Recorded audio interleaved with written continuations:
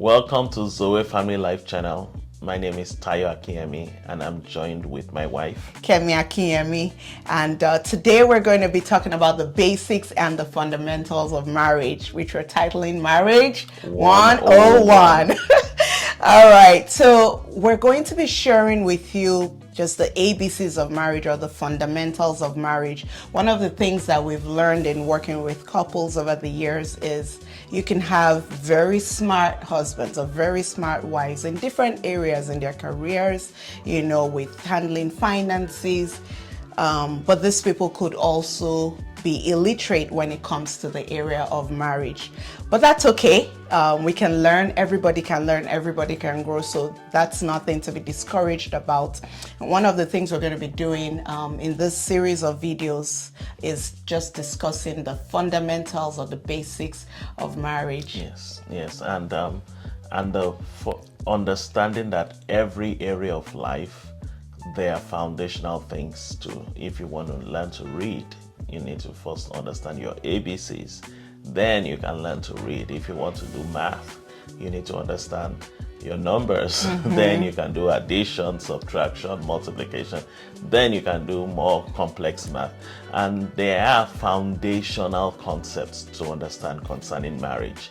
And if that foundation is not there, then you might never understand or get your mind around how to do marriage the way it was created to be. And the first concept I would like us to talk about is that marriage was created by God. And would you like to comment on that? Yes, that's such a powerful idea. The fact that marriage came from God. In fact, I think I'd like us to just quickly go through the book of Genesis chapter 2, verses 24 to 25. It says, "Therefore, a man shall leave his father and mother and be joined to his wife, and they shall become one flesh." Verse 25, "And they were both naked, the man and his wife, and were not ashamed." And we're going to just break down those two verses there, but I believe if you go through Genesis chapter 2, verses 18 to about 25, you'll see God's design and God's original intention for marriage. And the emphasis is marriage was designed by God. That's right. It wasn't designed by individuals. It wasn't designed by society. It wasn't designed by our intellectual abilities. It wasn't designed by our education. It was designed by God. Therefore, if we want to enjoy marriage and experience it, we need to go by the design.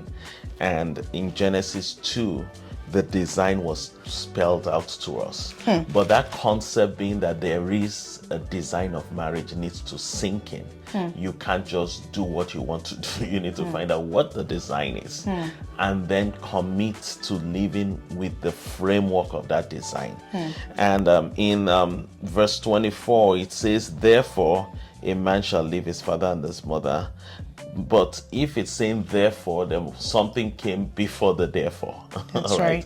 The therefore was a concluding statement. And so we've laid out all the facts, then we're talking about the therefore. So what came before? The therefore.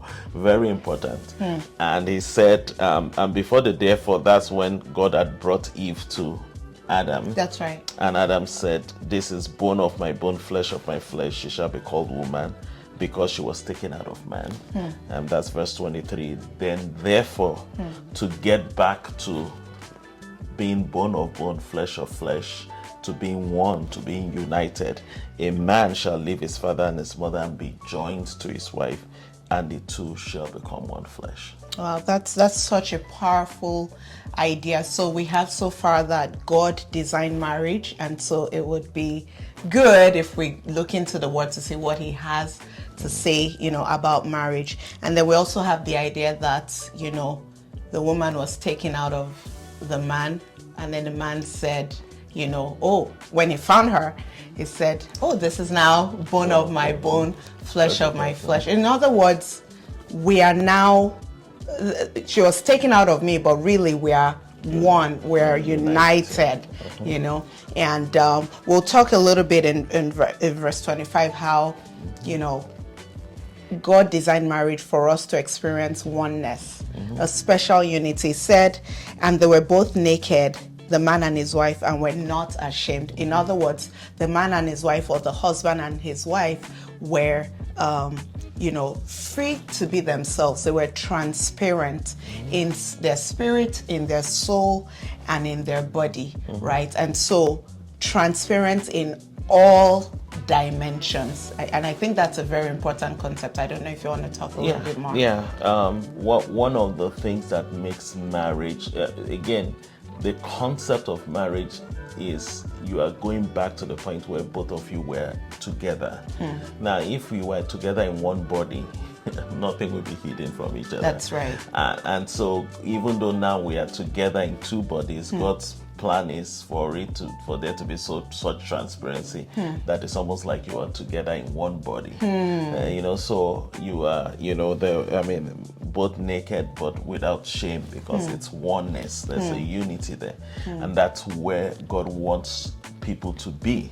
And this is the image. This is what we're heading towards. This is the ideal. This is what God intended. Now, don't be discouraged if your marriage is not there. The good news is, from where you are, you can get there. But at least you need to know this is the image and this is the goal.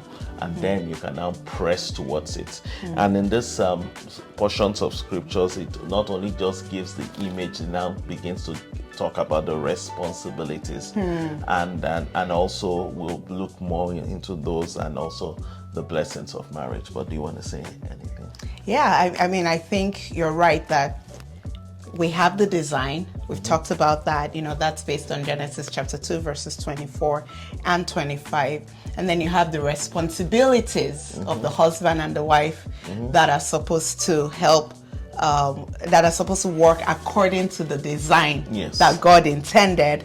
And then when you do that, there's really a blessing that you enjoy as a couple, that others around you enjoy, that your children enjoy, and so they're just blessings that come out of just that union and that unity. And these are topics that we're going to talk about in our future videos. Well, we trust you were blessed, and we'll encourage you to, maybe share a comment or two below on things that blessed you, things you learned, or additional insights to what we talked about. We'd definitely love to hear from you.